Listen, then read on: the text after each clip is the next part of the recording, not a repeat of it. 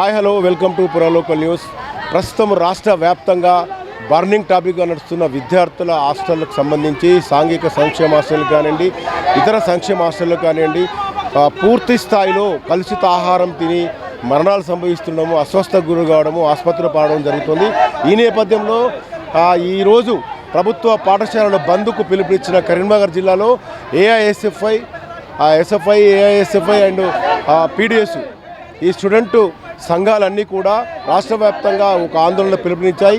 ఈ నేపథ్యంలో కరీంనగర్లో బంద్లో భాగంగా వీళ్ళంతా కూడా తరగతులను బహిష్కరింపజేసి విద్యార్థులకు నాణ్యమైన ఆహారాన్ని అందించడమే కాకుండా ఆరోగ్యపరమైన అన్ని తీసుకోవాలని చెప్తున్న పరిస్థితి. వీళ్ళతో మాట్లాడే ప్రయత్నం చేద్దాం.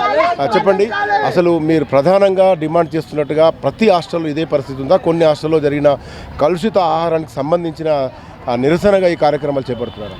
ఈరోజు రాష్ట్ర వ్యాప్తంగా వామపక్ష విద్యార్థి సంఘాల ఆధ్వర్యంలో ప్రభుత్వ పాఠశాలను ఈరోజు బంద్ పిలుపునివ్వడం జరిగింది. ఈ ప్రభుత్వ పాఠశాలలు ఈరోజు రేవంత్ రెడ్డి సర్కార్ వచ్చినాక పూర్తిగా ఈరోజు నిర్వీర్యమయ్యే పరిస్థితి కనిపిస్తున్నది. దానిలో భాగంగా ఈరోజు ప్రభుత్వ పాఠశాలలో ఈరోజు మధ్యాహ్న భోజనం తింటున్న విద్యార్థులకు పౌష్టికాహారం అందించడంలో ఈ రాష్ట్ర ప్రభుత్వం పూర్తిగా విఫలమైంది.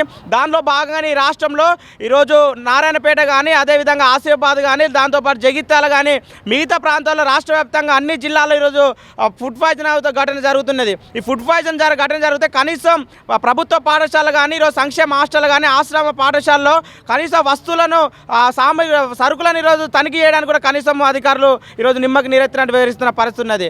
కాబట్టి ఈరోజు రాష్ట్ర వ్యాప్తంగా ఫుడ్ పాయిజన్ ఘటనలపైన సమగ్ర విచారణ జరిపించాలనేది మా డిమాండ్. దాంతోపాటు ఈరోజు విద్యార్థులు ప్రభుత్వ పాఠశాల చదివే విద్యార్థులకు పౌష్టికాహారమైన భోజనం అందించాలి. దాంతోపాటు ఈరోజు సంక్షేమ హాస్టల్లో విద్యార్థులకు ఏమో మెస్ ఛార్జీలు పెంచారు. సంక్షేమ హాస్టల్లో ఉండే విద్యార్థులు ఈరోజు మధ్యాహ్న భోజనం ప్రభుత్వ పాఠశాల చేస్తారు, కానీ ప్రభుత్వ పాఠశాలకు కనీసం ఈరోజు నిధులు పెంచిన పరిస్థితి ఉన్నది. కాబట్టి ఈ రాష్ట్ర ప్రభుత్వం వెంటనే ప్రభుత్వ పాఠశాలకు నిధులు పెంచాలి. దాంతోపాటు ఈ రాష్ట్రంలో విద్యాశాఖ మంత్రిని నియమించాలి. ఈరోజు సంవత్సరం అయ్యింది, ఈరోజు సంబరాలు చేసుకుంటున్నారు, కానీ రాష్ట్రంలో ఇప్పటికే ఇంటర్మీడియట్, 10th అదేవిధంగా ఉన్నత విద్యా మండలికి సంబంధించిన పరీక్ష తేదీలు వచ్చినా కానీ ఈ రాష్ట్రంలో విద్యారంగాన్ని సమీక్ష చేద్దామంటే కనీసం విద్యాశాఖ మంత్రి లేని పరిస్థితి ఉన్నది. కాబట్టి ఈరోజు వామపక్ష విద్యార్థి సంఘాలుగా మేము డిమాండ్ చేస్తున్నాం, ఈ రాష్ట్రంలో ఫుడ్ పాయిజన్ ఘటన పైన సమగ్ర విచారణ జరిపించాలని ఈరోజు మా యొక్క ముఖ్యమైన డిమాండ్తో ఈరోజు ప్రభుత్వ పాఠశాలను బంద్ పిలుపునివ్వడం జరిగింది.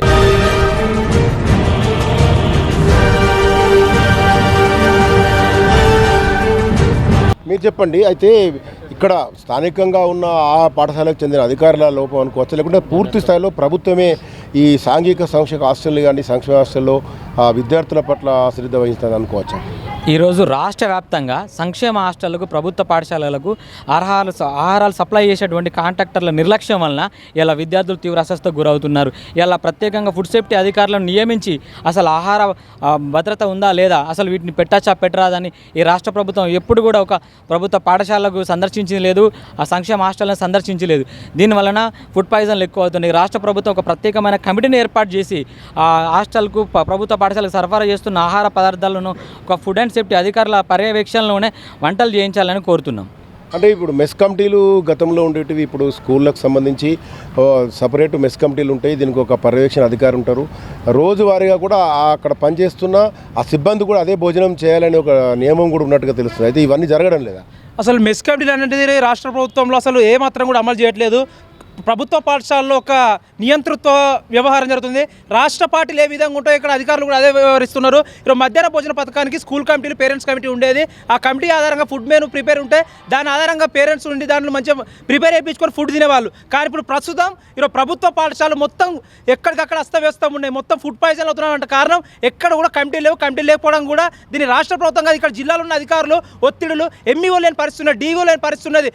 స్థానికంగా ఉన్న ప్రజా ప్రతినిధులు కనీసం రాజకీయాలకే పరిమితం అవుతున్నారు. ప్రభుత్వ పాఠశాలలు ఎక్కడికక్కడ సమస్యలు ఉన్నాయి, ఫుడ్ పాయిజన్ అవుతున్నాయి. సుమారు 50 మంది పైగా రాష్ట్ర వ్యాప్తంగా విద్యార్థులు చనిపోయారు. దీనిపైన ఏమాత్రం కూడా రాష్ట్ర ప్రభుత్వం స్పందించట్లేదు. ఈరోజు లక్షలాదిగా విద్యార్థులు అనేక మంది ప్రభుత్వ పాఠశాలలు అవుతున్నారు. వీరిపైన కూడా ఇంత కూడా చూసేది లేకుండా విద్యార్థులపైన కపట ప్రేమ నడుస్తున్న కాంగ్రెస్ ప్రభుత్వం ఇప్పటికైనా బుద్ధి తెచ్చుకొని విద్యార్థులకు మంచి పౌష్టికాహారం అందించాలి. మధ్యాహ్న భోజన పథకానికి అధిక నిధులు కేటాయించి విద్యార్థులకు పౌష్టికాహారం అందించి ఈరోజు ప్రజాపాలన చెప్పుకోవడం కాదు, విద్యార్థులు ఒక రాష్ట్ర రాజకీయాలలో కీలక ప్రత్యేకంగా ఈరోజు తెలంగాణ ఉద్యమంలో పాల్గొన్నారు. అట్లాంటి కాంగ్రెస్ ప్రభుత్వానికి ఈరోజు విద్యార్థుల పైన ప్రేమ ఉండాలంటే వాళ్ళకి మంచి భోజనం అందించాలి, వాళ్ళకి పౌష్టికారం అందించాలి, ఆరోగ్యంగా ఉండే విధంగా రాష్ట్ర ప్రభుత్వం చేయాలని ఈరోజు నిరసిస్తూ ఎస్ఎఫ్ఐ, ఏఎస్ఎఫ్, పీడిఎస్యు ఇతర వామపక్ష విద్యార్థి సంఘాల ఆధ్వర్యంలో ఈరోజు కరీంనగర్ జిల్లా కేంద్రంలో ప్రతి పాఠశాలలో బంద్ పెట్టినాం. దానిలో కేంద్రంగా ఈరోజు బంద్ పెట్టడం జరిగింది.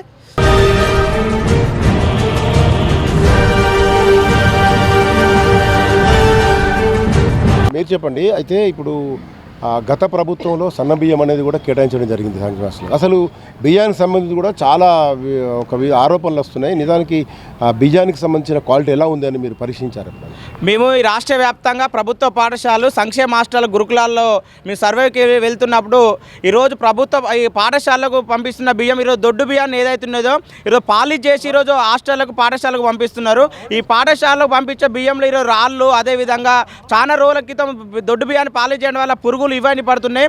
ఇవన్నిటిని కూడా కనీసం శ్రద్ధ పెట్టుకోవడం వల్ల విద్యార్థులకు అదే బియ్యం వండడం వల్ల ఈరోజు పౌష్టిక వాళ్ళ ఫుడ్ పాయిజన్ ఘటనలు జరుగుతున్నాయి. ఇవి నాసిరకమైన బియ్యం అందిస్తున్నారు ఈరోజు ప్రభుత్వాలు. గత బీఆర్ఎస్ ప్రభుత్వం నాసిరకం బియ్యం అందించింది. అదే తరహాలో ఈరోజు కాంగ్రెస్ ప్రభుత్వం కూడా ఈరోజు దొడ్డు బియ్యాన్ని పాలు చేసి హాస్టళ్లకు, పాఠశాలకు అందిస్తున్నారు. దీనివల్ల విద్యార్థులకు నాణ్యమైన భోజనం ఈరోజు అందడం లేదు. కాబట్టి బియ్యాన్ని పాలిష్ బియ్యం కాదు, నాణ్యమైన క్వాలిటీ బియ్యాన్ని ఈరోజు విద్యార్థులకు అందించాలనేది మేము డిమాండ్ చేస్తాం. ఫర్దర్ ఎలా ఉండబోతుంది అంటే రానున్న రోజుల్లో మీ ఆందోళన ఎలా ఉండబోతుంది? ఈరోజు బంద్కు పిలుపునిచ్చారు, క్లాసుల బహిష్కరణ కూడా జరిగిపోయింది, తరగతి గదులు విద్యార్థులు అంతా కూడా బయటకు వెళ్ళిపోయారు.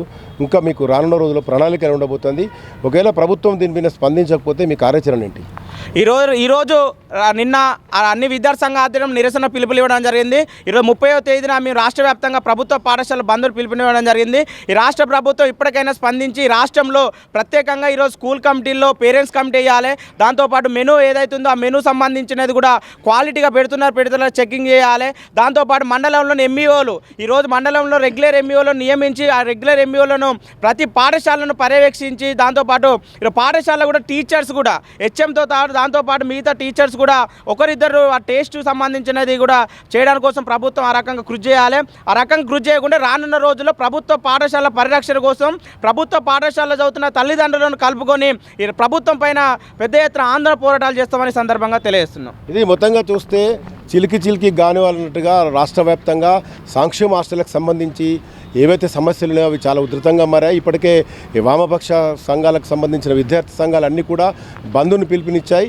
మరోవైపు ప్రధాన డిమాండ్లు ఏవైతున్నాయో క్వాలిటీ ఫుడ్ను పెట్టడంతో పాటు ఒక మెస్ కమిటీని ఏర్పాటు చేసి రానున్న రోజుల విద్యార్థులకు పౌష్టికాహారాన్ని అందించడమే ప్రధాన ధ్యేయంగా చెప్తున్నారు. అయితే ప్రభుత్వం ఇప్పటికైనా స్పందించాల్సిన అవసరం ఉంది. గత నెల రోజులుగా మనం చూస్తున్నాం రాష్ట్ర వ్యాప్తంగా పలు చోట్ల కలుషిత ఆహారానికి గురైన విద్యార్థులు చాలా ఇబ్బందులు పడుతున్నారు. అయితే తల్లిదండ్రులు కూడా ఆవేదన చెందుతున్నారు. ఇప్పటికైనా గత ప్రభుత్వంలో జరిగిన వాటిని అధిగమించి మంచి ఒక భోజనాన్ని అందించాల్సిన అవసరం ఎంతైనా ఉందని మనం అనుకుందాం. కెమెరా పర్సన్ మైదర్తో మధుకరెడ్డి, పురా లోకల్ న్యూస్, కరీంనగర్.